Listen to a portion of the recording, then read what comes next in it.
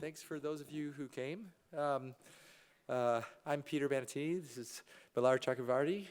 We're the co-editors-in-chief of Aperture Neuro.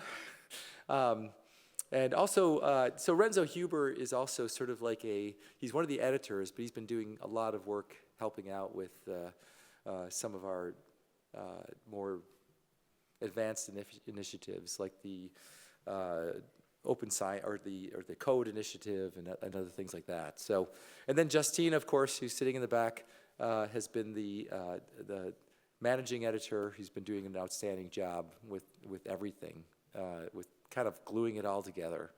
And we've been happy with our platform. And well, let's just get started with this slide presentation. No. Okay.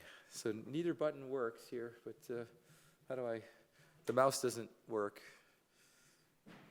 And this thing, oh, there we go. Okay, now it works. Okay. All right, we have no disclosures, yes. Yeah, so first of all, without going into too much of the history of Aperture Neuro, our main aims and mission, it's to advance our understanding of the brain and impact brain imaging on society. And so we want to do it through transparent, innovative, and reproducible dissemination. And you know, we're constantly trying to differentiate ourselves from, because we know, you know, Aperture Neuro is not going to directly compete. We don't want to directly compete with all the more established journals like Imaging Neuroscience, Human Brain Mapping, and things like that. We're not, you know, it's like we're trying to offer things that are unique to that and complementary. And so one of the things is that we offer many different types of categories of papers. Everything from, you know, the typical original research to we welcome more reviews, tutorials, data set descriptions, toolboxes, and so on, and code, null results, short communications, commentaries, and so on. So we offer the option to submit these different things. And of course, we want to serve the OHBM. We're an OHBM journal, and we're serving the OHBM community and its needs as they grow and change as well. So right now, this is our editorial team. We have, you know, we try to pick our team based on where their expertise fills the gaps of where we want to cover. So it's supposed to reflect what's presented here at this meeting. You know, all the different types of things. You know, kind of a heavy weighting on methods and maybe some big data, but also on fMRI pulse sequences and contrast mechanisms, but also on applications. So, and we might fill out this team, and we're welcome to your suggestions as to where we might be having gaps in terms of the expertise. So we also have an oversight committee, which we sort of parse down a little bit to people that have, you know, already, you know, we've met once. They've been giving great advice as to directions to go and ideas to try. So, so as far as our year in review, we have a number of special issues. So we're trying to put forth special issues, and that's where we have a theme and we invite people to write. Some are closed, where they're just invite only. Some are open, where we advertise out to the community. In this particular one, we decided to actually start a special issue on the state of the brain, we're calling it, and all the past people from the previous meeting who either won awards or were keynote speakers or Taylor Arc lecturers or whatever. We just invite them to write something about their impression of not only it doesn't have to be the meeting itself, it could be the state of the field, it could be, you know, anything they want to talk about that they think is significant enough that occurred, you know, that is their perspective of the latest advance. And so it's pretty much open, and we had some really, really good contributions this year. And so we're pretty proud of that, even though maybe, you know, not everyone had the time to write this. We were a little bit late in getting it going. This year we'll invite the people a little bit earlier, but it's turned out really well. It's really, really insightful articles. We have another one on open data sets, impact infrastructure and governments, and for this, we have the guest editors right here, and so Yuju Lee will be talking about that. Hi everyone, I'm Ruchi, like the J, but pronounced as an R. So I'm part of OSIG and one of the guest editor here. So we have Andrea, Iru, Selma, Sina, and Stefano also on the team, and we're listed based on alphabetical order of our last name. So just to clarify that, and sorry, we cannot all come here because we also have another session in OSIG at the same time. But the general team would want me to thank the editor board, Peter and Justine especially, for helping us and guiding us through the editorial process, because for many of us, it's the very first time that we're doing editorial work. So also thank you everyone who has submitted and reviewing for us. And currently we have 14 submissions, and we're also waiting for a couple more to come in, but the submission of the special issue is closed. And this special issue might also come a bit late, but we're trying to get all of them in after OHBM. We understand that people might delay it a little bit because they're coming to the big conference. So for now, our papers are in 4 categories. So we have data collections and quality changes, open data governance standards and ethics, and also infrastructure and tools for open data, and global and regional perspectives.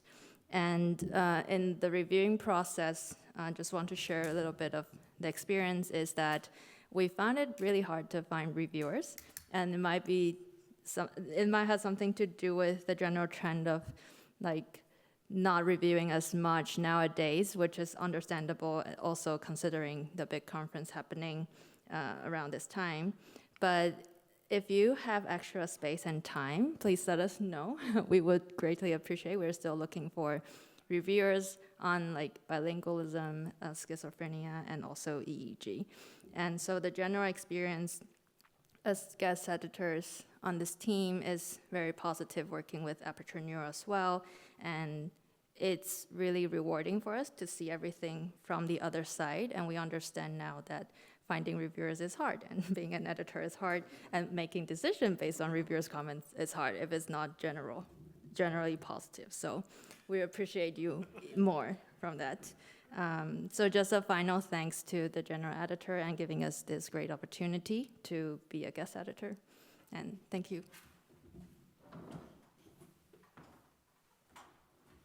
Thank you very much, and thanks to all the members of the OSIG who took part in that. I think it's a very successful example of how we can interface with the OHBM community to get initiatives like this out. I also think it's worth highlighting here that there's another part of this which is kind of maybe is a bit more salient here, where we can actually offer maybe more junior members of the committee experience in parts of the publication and scientific endeavor, experience in those things where maybe it's a bit tougher to get elsewhere, right? If you want to know what it's like to be an editor in a journal, this is a great kind of little toe dip. So it's not always obvious, so next time you go running to your editor and saying why isn't my paper ready yet?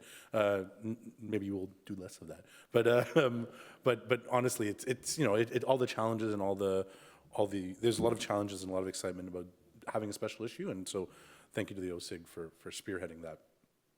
We have another special issue, which is a future of publishing special issue, which is something that we're obviously keenly interested in, and we'll talk about that a little bit more. But you saw the types of submissions we take, which aren't just restricted to a standard PDF, but we're interested obviously in code, data, and so on. So it's not just a monolithic journal in the sense of hypothesis, methods, study, finding kind of thing. So we're really trying to open up to the types of submissions that are relevant to this community.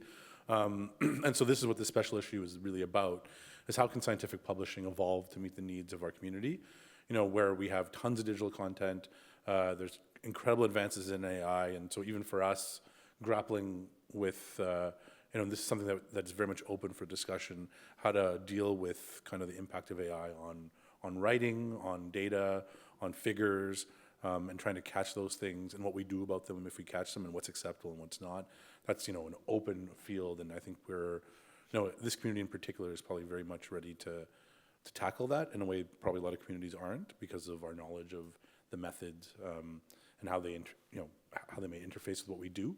And then, of course, the idea of open science and equitable access to research findings, and how do we manage that. So we have a few submissions already on that, but if you have interesting ideas and are keen to contribute, and if you're not sure about the submission idea that you might have, always feel free to reach out. Justine does a great job of managing the inbox, and we'll get an answer to you in a timely way. So please do reach out.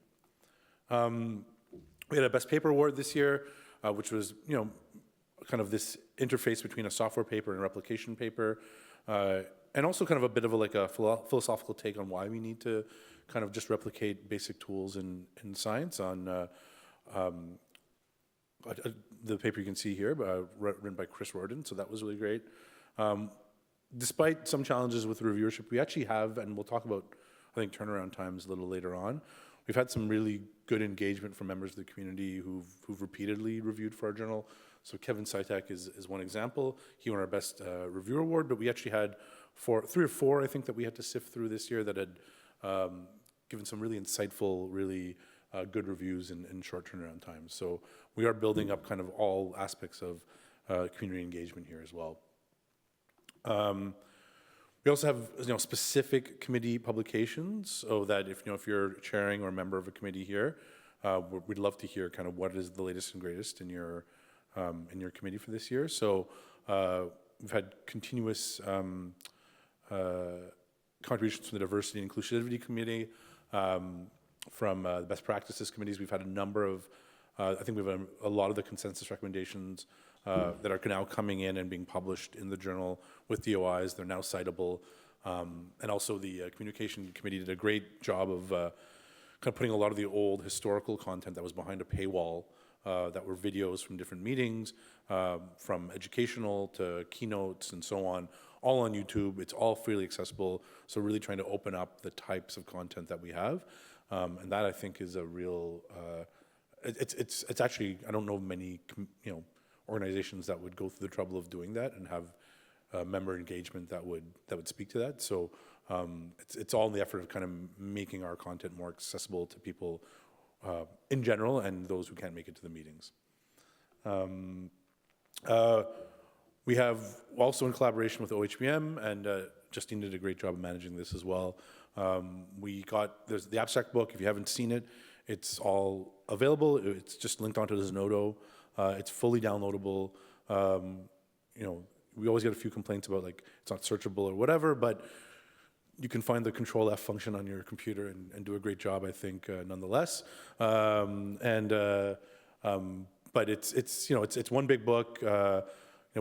We had to. It doesn't seem like this would be a hard job, but we have to scrape basically the submissions from the website that you guys actually upload your abstracts onto and your figures onto, and it's not actually made to spit it back out in PDF form and then collate it. So we do all that in the back end programmatically. And Renzo Huber, in particular, here was a huge contributor to getting the figures out and getting them back into the abstract book. So this is something that we're going to be doing annually, making sure that the abstracts are findable online, and that this can be a citable object with a DOI, so that if you have an abstract in this book, and you want to kind of talk about it, for example, in your publication, it can become a citable object as well. So nothing goes to waste in the community in terms of knowledge, which I think is incredibly important. So just by the numbers, things that as people who submit papers you might care about. We're having an increase in total number of submissions. A lot of that's attributable to, so we've nearly doubled, and a lot of that's attributable to our special issues. So we're hoping that translates into kind of more general submissions, but this is a good trend for us, and keep your eye out for more special issues that will be coming out next year as well. But I think this is a very positive trend, obviously. We've had publications by volume, so our volumes are years, our calendar years, and you can see the breakdown here. But for example, we were a bit editorial heavy this year, but we'll probably have more papers in the 21 that we currently have right now. There's many in the chamber that are waiting to be published, but a lot of original research still, a fair number of code articles in past years, and there'll be a bit more data articles this year as well. So I think this is all trending in the right direction. I think our turnaround times are very good, probably better than most journals that are out there. So from submission to first peer review, which is the thing that we control, I guess on the journal end, we do quite a good job. It's less than 50 days to get the first peer review decision out. That's slightly higher than maybe last year, and only because I think we're getting more submissions and are starting to grapple with issues related to finding reviewers and so on. This middle part is largely dependent on people who submit the papers and how long it takes them to get back. But we do try to keep the turnaround time. We give people pretty tight deadlines that by and large they've been respecting, and they do a really good job. And then there's a bit of a churn from final decision to publication in terms of getting things typeset, reviewed, back to us, and so on. But overall, 4 or 5 months from submission to review for most journals is a very good turnaround time. So we're very happy about that. So we're here also not just to tell you about how much we think we're doing better and what the improvements we already made, but obviously for your feedback.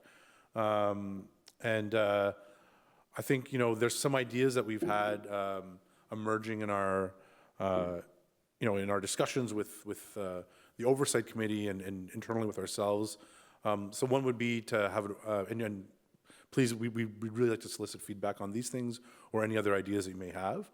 But one, having both these types of submissions, which would be short communications, which would be like other journals have, and they would really kind of talk about hot topics, controversies, or rebuttals, and the rebuttals could be to papers that don't necessarily emerge in Aperture, but are out there in the field that we want to comment on. And the idea would be to give these timely reviews, probably mostly by the handling editor group, and get that first review out in 10 days, so that if there's something that you really want to comment on that's out there in the literature, you could get that paper out right on the heels of that submission being published as well. So it's something that we've been thinking about, and it kind of keeps the conversation active within the journal. And I think we did this a couple of years ago on the BWAS paper in a funny time where we were changing journal platforms. But a lot of those papers are well downloaded, they're well read, and they're well cited even still, and there's on our website. So if you want to kind of get a flavor of what that could look like,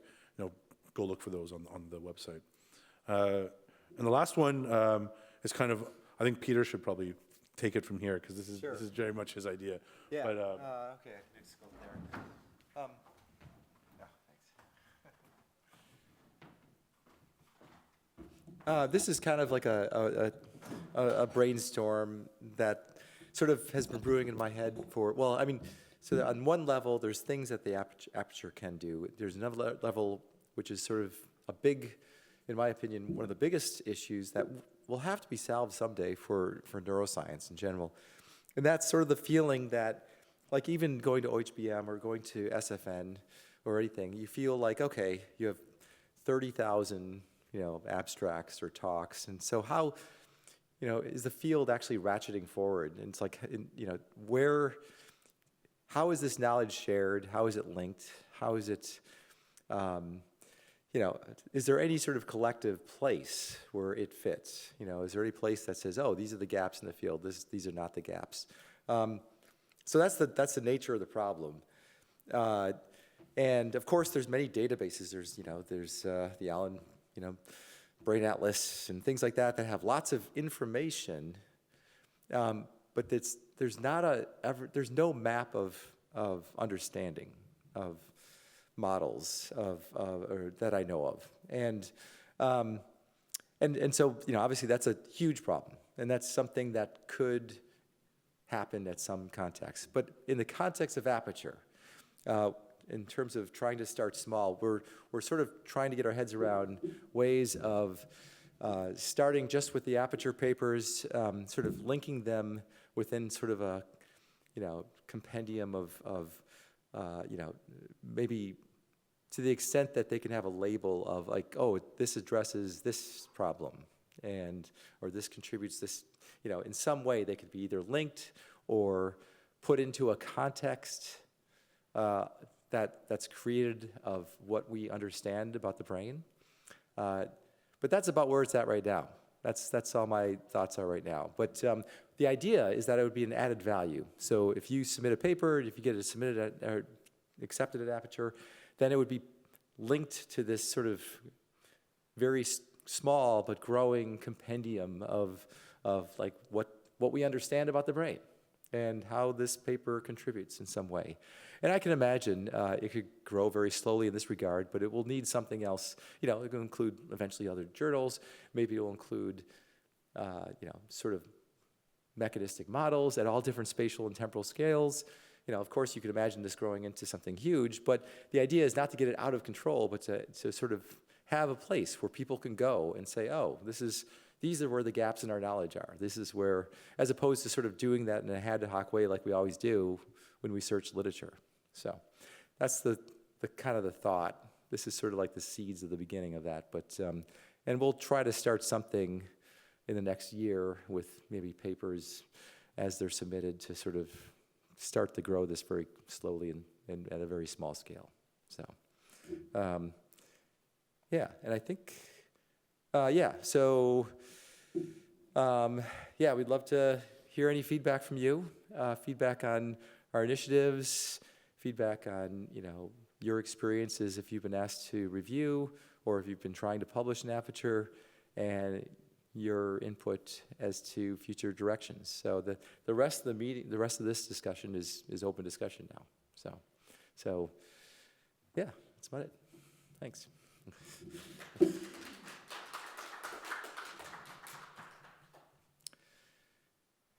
Yeah. Oh, okay. Do you have a question? So maybe Justine, so it's being recorded, I guess. So not to let that intimidate you or anything, but Or embolden you. Hi. John Griffiths from Toronto. Thanks a lot for the update and all the work on Aperture. So this might not be a question for you guys, but insofar as you have something to say about it, what's the status of NeuroLibre and Aperture and that sort of relationship? Is that the status of what? Of what in Aperture? NeuroLibre? Oh, NeuroLibre. Yeah, what is the status? That's probably the answer. We've had a number of meetings with them trying to figure out, there were some thoughts initially of even potentially, is this on? Sorry, or, yeah, okay. Of using NeuroLibre as our publishing platform, full stop, and stuff like that. That never really materialized. No, I think what I would say, and that this would absolutely hold true. Like, we're very open to preprints, and so depending on whatever kind of NeuroLibre has this idea of kind of the evolving paper, and the embedded objects within the paper that are interactive. And we would absolutely support that. We would just need a version that could live on our. We just need some version that could live on our platform, but there's nothing that inhibits you from submitting something that's already been posted on NeuroLibre for sure. And we could formalize something more there, but I think we haven't seen the use cases where there hasn't been an overwhelming amount of people doing these kind of interactive manuscripts yet, and that may be a chicken and egg problem. But okay, so I mean, I agree entirely with that. Like, it looks cool. The sort of proof of the pudding hasn't quite arrived yet, but that was helpful. I had this sense from previous years that it was moving in a direction of like the code objects of Aperture would be NeuroLibre things, but it sounds like you're saying that's sort of not the current plan. I mean, I don't think we have the volume right now to even sustain that. Maybe in the future. I mean, I think in general we like our publishing platform right now. It suits our needs, but we're not wedded to it in the long term. And there's no reason why a change couldn't happen eventually. But I don't know if it would be NeuroLibre specifically or something else, depending on the needs of the community and the types of objects that people are interested in publishing. So is there any particular structure around like code objects on the platform? I haven't looked there. Are you just like OSF type thing, like a folder? Yeah, I mean, right, correct me if I'm wrong, but our working model right now is that we have, the code paper, that's like a code descriptor, and then the code just resides like somewhere, and there's links to the code. Like it could be in Nitric, could, Be a GitHub link. or GitHub or whatever. Yeah, Justine.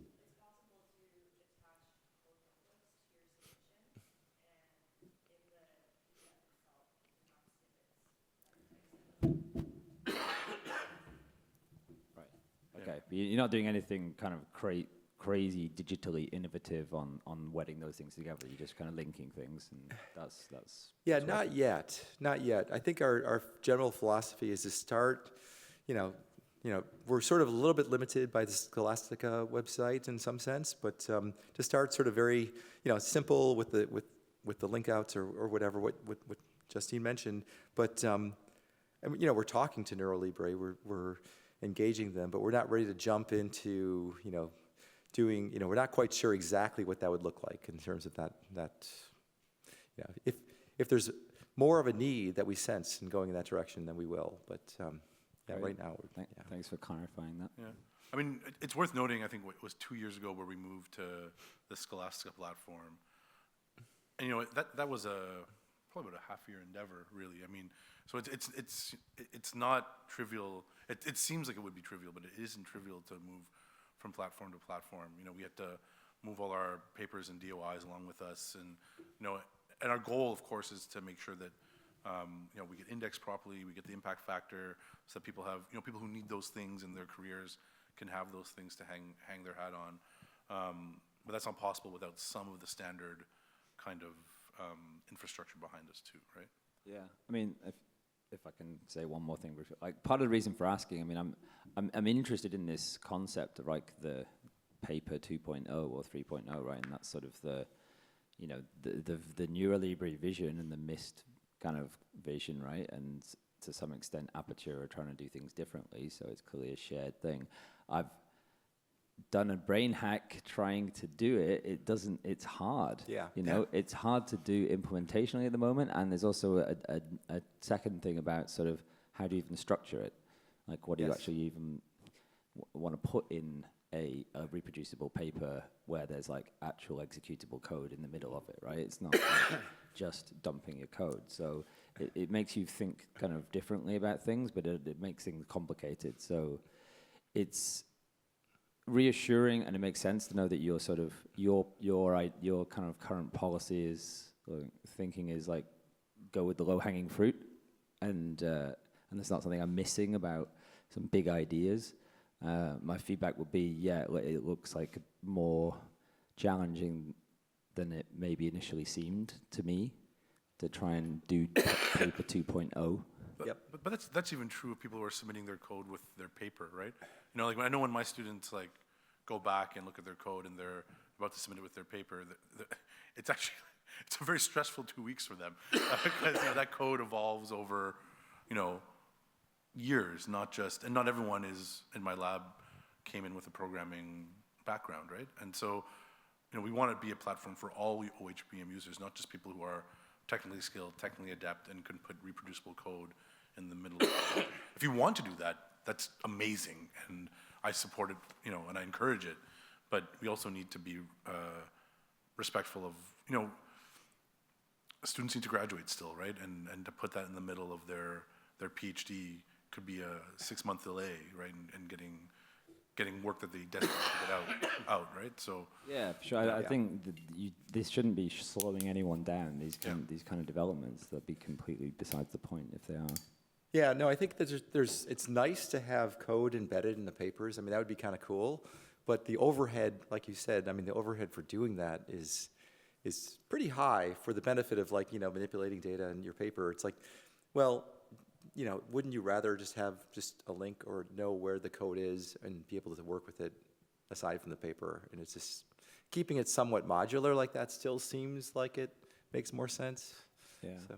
Although a flip side that kind of going in the direction, so the workshops that we've been running the last few years for the brain modeling, we've put a lot of effort into the tutorial materials, which probably will make its way to Aperture as a submission pretty soon. It's been discussed for a while. But the approach that we've taken, they're basically like enormous tutorial notebooks that have a whole load of detail in it. It's nothing you could cover in 2 days. It's like a resource that you'll go back to like for years almost. So it actually is like, it's like written papers in the code, in the tutorial, and then, so it's kind of worked in the other direction. Instead of like taking a paper and then like putting the code in, it's almost like we wrote the code and then the kind of paper kind of just appeared as it kind of built out. And in a sense, it's like a slightly different model of doing an academic computational science, is to sort of like have a really rich, large entity that actually has a lot of like word content, like narrative content, like LaTeX equations and so on, and code and so on. And it has a certain like organic structure that is a bit different to a published paper, and it feels like a slightly new thing. So anyway, have a look if you're interested. Maybe you'll see maybe you just think it's a mess. But we're definitely interested in kind of translating, and we could probably help too. I mean, it'd be fun to even talk about that before you go into trying to turn into a publication, and to kind of brainstorm what it could look like. But we're hungry for those things, right? Those tutorials, those things that kind of live in the community that could be very helpful for many generations of trainees. I think that would be just a huge win. So we have a few of those that have emerged. I mean, I think our most cited paper is actually a paper on data visualization, right? And so that's exactly what that is. I think those are very valuable and more valuable than people might imagine. So, yeah. Hi, Peter. Thanks. Hello. Arpan, by the way, from NBRC India. So I have a question regarding what are your thoughts on the growth and outreach component, right? So one of the things that I was wondering, as a OHBM or human brain mapping, and I was in this brain connectivity workshop as John was in, and some people as well. So we are, I would say that somewhat on the back foot in kind of explaining about brain mapping as a policy sort of in the policy space, particularly in my country, which I'm seeing. So do you see any scope of some kind of policy articles or something like that in the future that can be included in this Aperture? Because it's something like and as I understand it, it's a more sort of organic platform that is emerging. So maybe we can have something like, I will give you an example. For example, when Lancet started something like this, Lancet Psychiatry or something, there is enormous number of policy articles that gets published there. So something of that sort in general for the OHBM community would be a platform. That's something we can think about. That's it. Yeah. Just thinking loud here, yeah. Yeah, we have, our best practices committee has, they submit their white papers or the versions, a publishable version of their white papers. And so certainly, things like policy, like you mean like ethics or yes, just? Ethics, and particularly certain things. For example, we have currently, 3 dementia projects running in the country. And why to sort of, convince the public about the need for a dementia project in a large scale, and that the fact that we really need to go get the numbers in like thousands eventually in terms of, and these kind of articles maybe will help the, getting subjects and, enrolling people, because it's very difficult to convince people still, in countries like India to get to a scanner, because it has something like a stigma attached to it, like getting scanned. So something on those lines, if we can engage more with the public. I don't know, what are your thoughts on that? And something can be done in that space, and that would be fantastic, I think. Yeah, no, I think actually we, without a doubt, encourage those types of papers that, that are like a policy or some sort of a position that can give influence to brain mapping communities around the world in different ways. Yeah, without a doubt. That would be, something that we would welcome. Yeah, I think anything that increases representation for research and research communities, I think, would be super valuable. So, yeah, if you have something in mind, by all means. Yeah, I just wanted to ask a question about that because I think that's a really nice idea too. And I just wondered, what was the target audience for you?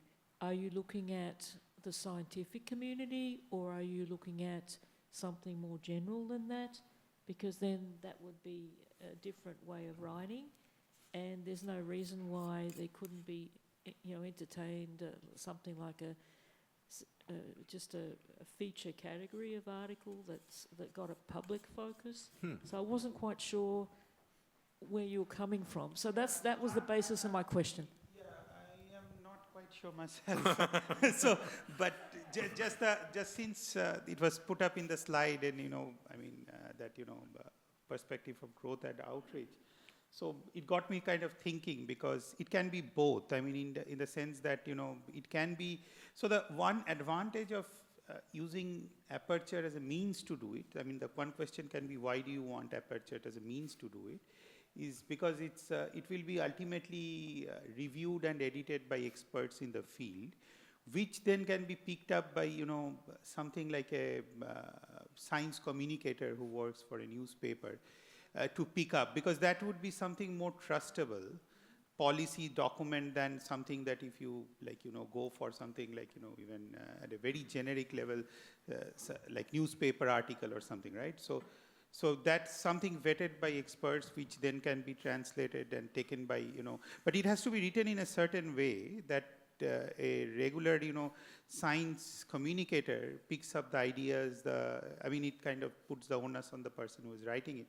But at least if there is a platform to do it, and the need, because I think that's something that because we feel somewhat aloof from the policy space, and there is a disconnect between the politics and the scientific community in general, because of which it gets lost. We develop these cohorts, the means to do that cohort, and what is the ultimate goal, what is the ultimate benefit of preparing this cohort. If you do something like you send a rocket to the moon, a common person kind of relate, yes, that's something humanity had achieved, right? So you identify a brain network, functional brain network.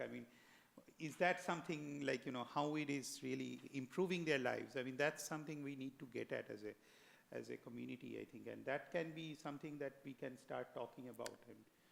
That's interesting. I actually, just to mention really quickly,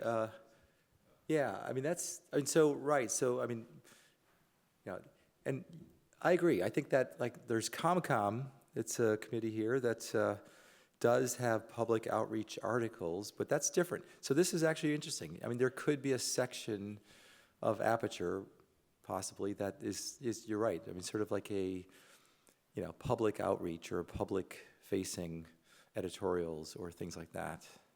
And Peter, in that regard, and that's made me think a bit more, this is a time where we need as scientists to fight back with the information wall that's facing us. So that could be a forum, and then you could get scientific journalists and communicators, if they've got a venue that they can go to. Yep. And we can fill a niche that's not being filled. Yeah. There's most of you know about the Transmitter, which is sort of an online sort of publication of blogs and things like that. But this is sort of, and those are just blogs. None of them have DOIs or anything like that. So this has a potential to bring those sort of articles and give them a DOI and give them a little bit more permanence and impact. Yeah, maybe. Yeah, I like that idea. Yeah, we'll have to think about what sort of category to call it. And maybe just, addition to that thought, sometimes when people have had a bit out of the box type of submission ideas, the easiest thing to do is actually come chat with us, and we can think about how to structure that, because we haven't thought of every category of paper, and we can't, right? Right. And so, there's a way to make this something meaningful and sustainable as well. So, yeah, it's great. I thought that I was kind of inspired by your last slide, Peter, with the the knowledge map of everything. Okay. Which I'm quite sympathetic to. I'm quite sympathetic to it within my area in that I would like to have a bit more kind of articulation of the theoretical landscape where in the field that I work. That's maybe a bit more niche than your point here. But my thought on this is sort of, the general idea is like a knowledge base, right? You're thinking about variations on the theme of a knowledge base. I think something that everyone can relate to is that it's quite useful to be able to sort of ask ChatGPT things that you want to know, and or your chatbot LLM of choice. So I'm not an expert in this field. I mean, there's been academic papers on neuroscience literature, trained LLMs, etc. But I wonder if that would be a resource that would have a lot of value, and the added value of taking on the burden of maybe hosting and implementing it would be how much better it could be for the specific purpose of, say, I want to know about something about brain mapping, right? So I'm thinking, like, let's say I have some question about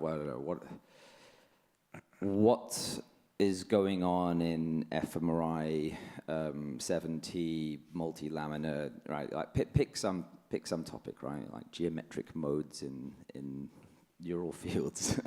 Something that kind of, it's just a bit too specific that any of your kind of standard places that we maybe occasionally go to kind of ask random questions are going to give you anything useful. I mean, and speaking personally, like I often sort of put PDFs, I have like projects with ChatGPT, make a folder, stick a bunch of stuff in, have like a conversation, right? Like it's a useful way of like extracting, synthesizing knowledge from some like subset of literature. The kind of brain mapping community might be like just about small enough, and there might be just about enough people who might be keen to help, that you could have sort of a kind of tuned, trained, tested, useful service that you go and like ask questions about human brain mapping science and get useful answers back that are definitely right. Yeah.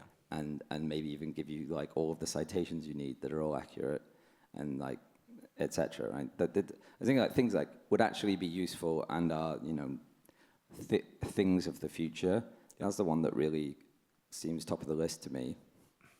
Yeah, no, I like that idea. And then, definitely this, I didn't even mention it, but right. I mean, it would either require some sort of AI sort of scraping tool for the literature, or, like you said, use that, make it into a tool that, right, can be used in a very confined, sort of very focused area, like brain mapping. But, yeah, and like, for instance, it would be nice to be able to apply it to even, the abstract book or whatever, and say, oh, what were the key things learned in this area at this meeting? Or, you can act in different contexts, but... I've got the abstract book in my chat. I'm like querying it to kind of get me to places I want to go in the posters, right there. But it could be better, right? And then scale it up to the field and the history of the last 20 years of publications. So I'm like, that's more characters than I can feed in. There's a technical question here, right, about how you kind of generate a database and a knowledge base around a certain amount of content. But I just wonder if we could sort of formalize that question and then put it out to the very smart community we have here. And I suspect there might be quite a lot of useful people put their hand up and say, I can help. I totally agree. I think that engaging the brain hack people or things like that, or, that group with this sort of problem, and like kind of along the lines of what you say, I think could even be a better solution, right? But yeah, and then, yeah, it's something separate than Aperture, but it would be maybe something linked to Aperture in some way, like a useful tool. So, yeah.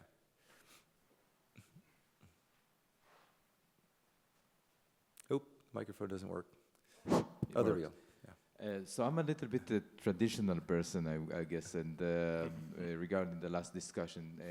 So I thought, concerning to what you said, in some journals, what they have is a format of a consensus paper. So I think that that might be a very good tool to answer this kind of a, challenge of the fragmentation. If Aperture will establish some kind of a special line for a consensus paper about whatever the guy over there will say, or whatever, functional networks or something like that, coming like that, and then even invite people specifically to form groups that can submit, that might be a little bit less demanding in what you have to, what you have to do in order to make this some kind of a AI infrastructure, or I don't know what, and more traditional, and also maybe more established, because I tend to always have a problem with the knowledge that you get from this kind of very advanced tools. Maybe that's me. Yeah, no, it's a potential black box, right? There's only so much you can trust it. But I agree, maybe we could, you can do both. I mean, Yeah. And certainly we have, fostering consensus papers. I like that idea. And there's many things, we could, pick what are the topics of controversy, or, the nexus points where people can come together on a consensus. And we kind of have that when we interact with the standards, their best practices committee, but it's not exactly that. So it's, I like that idea. Yeah. Yeah, you can.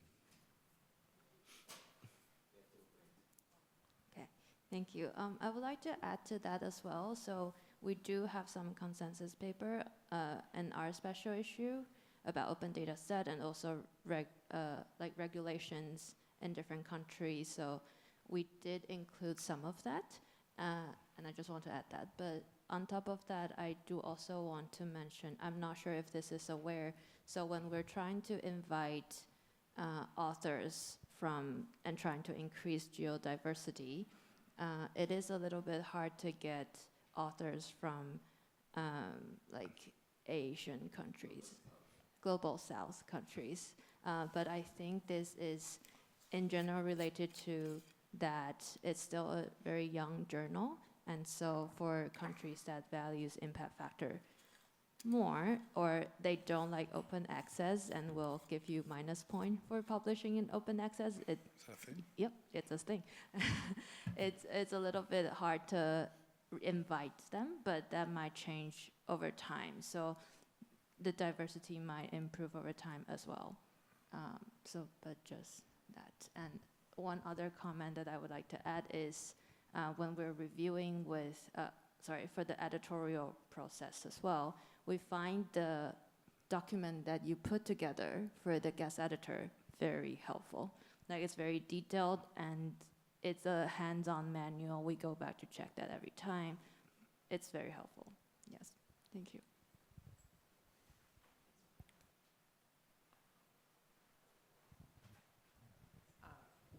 I have a question in some different topic, more technical aspects. So as your journal accept like code or toolbox or data sets, I'm just wondering, is there any specific mechanism that doing the version control or versioning, typically, like so far, if we publish the paper about the toolbox, it's kind of outdated, and sometimes due to the kind of nature of the open software tool, the dependency can be dynamically changes. So I just wondering whether you have some kind of mechanism of those controlling the version, or kind of plan to adopt it. Yeah, that's a really good question. We haven't explicitly thought about that as of yet, but there's no reason why.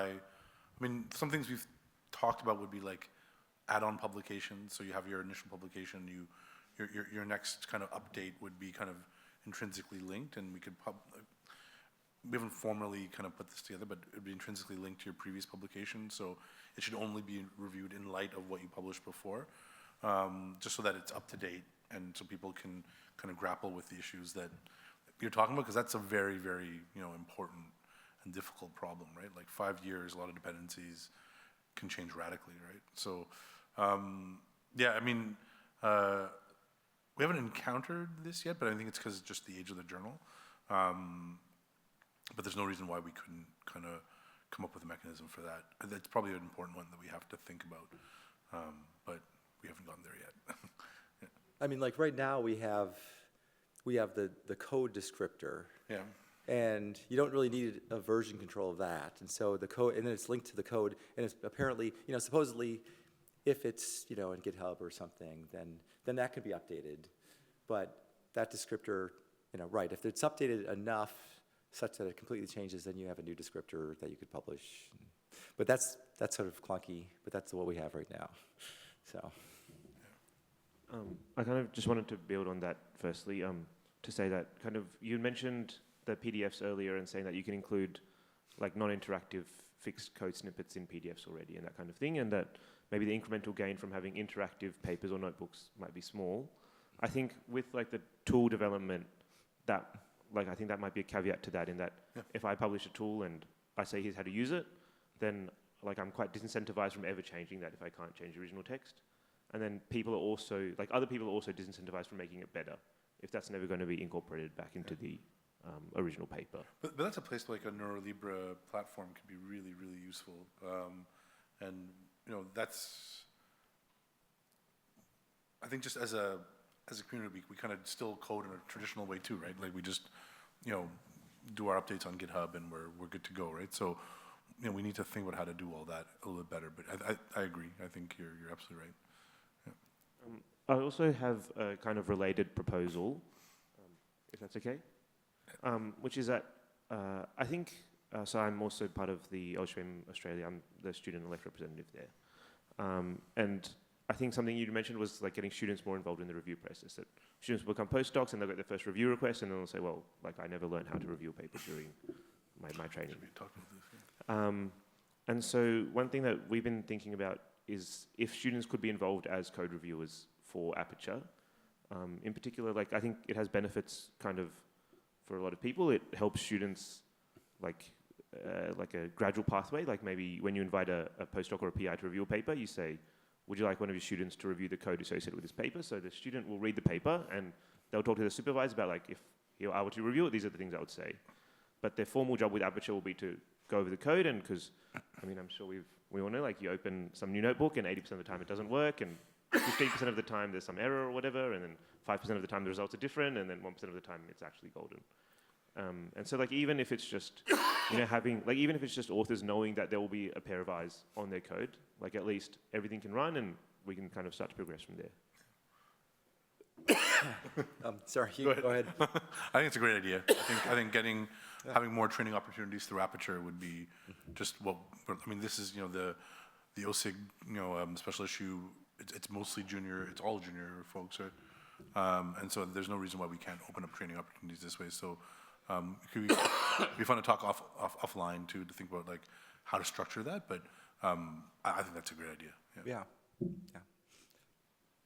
I think we're at time, right? Yeah, I think we're close to time. Yeah. But I think, definitely we want to engage, and actually, right, I mean, even having, tutorials on more instructions on best practices in reviewing papers or code or whatever could be useful as well. I know Peter wanted to, at one point, put together, this is your initiative, not mine, but had mentioned, wanting to do a session on what makes a good review. For a journal reviewer, and I think it's not obvious if you're a student, right? Even if, just because you receive them doesn't mean you know how to write them. So I think that could be really. I don't know what makes a good review for you, right? When you ask me to review, what does Millard want to see in my review that makes it easier for your editor job? That's a very good point. Yeah. That's a very good. You've probably seen it. I have. But that is a good review, though. I mean, like, it's thorough, it's detailed. I think, as long as we're all flexible in what gets revised, that makes it a good review, right? Yeah. As long as it makes the paper better, in my opinion. Right. You should pitch that next year. Yeah. Well, yeah. I think we will. Yeah. I think we're at time, though. Yep. We're out of time. But thank you so much for coming, and thanks everyone for sharing your opinions. know, it's your journal. The goal is to keep the cost low, so that you can have, so everyone has a place to publish in the community. So, you know, your insights are always welcome and really valued. Thank you very much. Right.